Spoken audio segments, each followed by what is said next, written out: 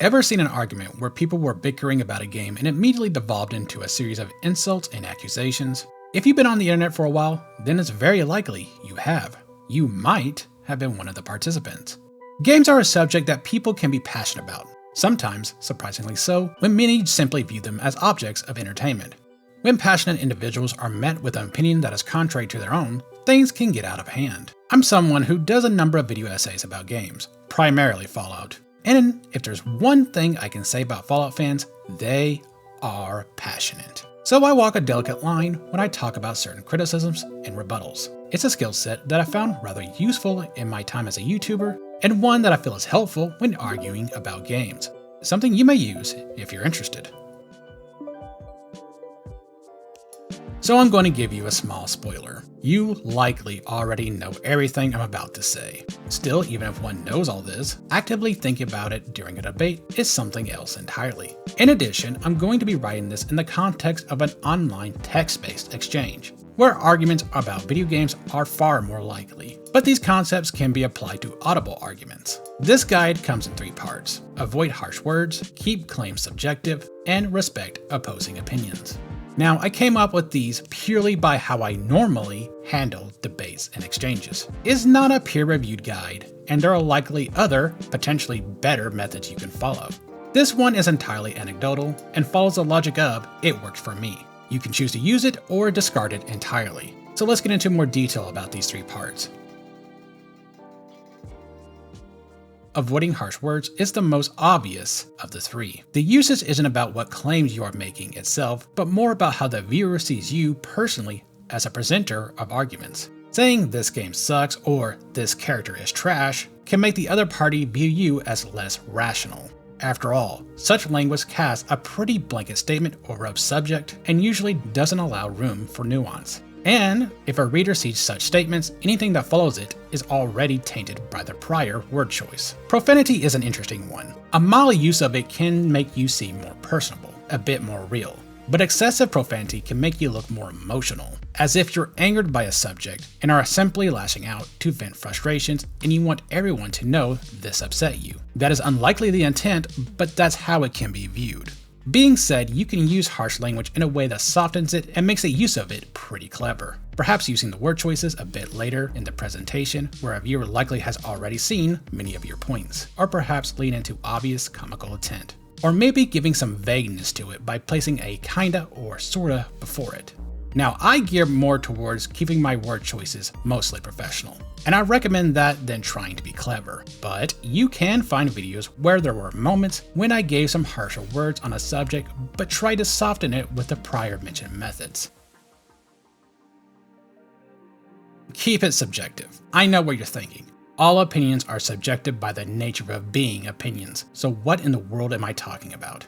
A lot of times people make factual claims out of their opinions, in terms of sentence structure. Saying this game sucks isn't just harsh in language, it also states that the game objectively sucks. I know.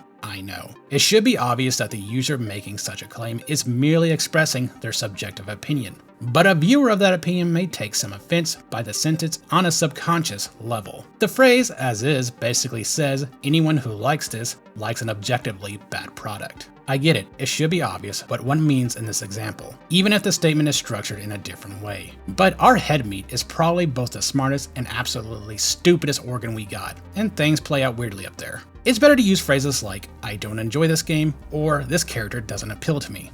It's wordier, yes, but it makes a claim a lot more flexible and allows wiggle room for people's passion to find solace when met with a contrary opinion. It can make them think, okay, they don't enjoy it, but it's not bad for me to enjoy it.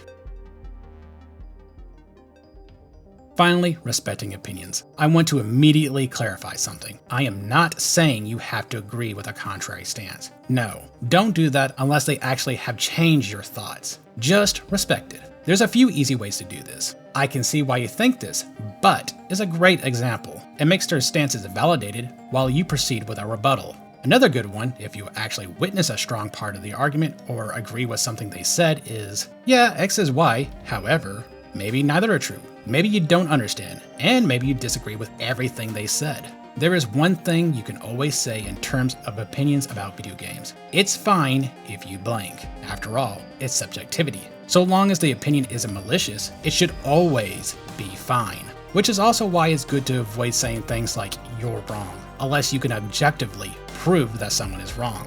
Which isn't the case with video game opinions. There is no wrong answer.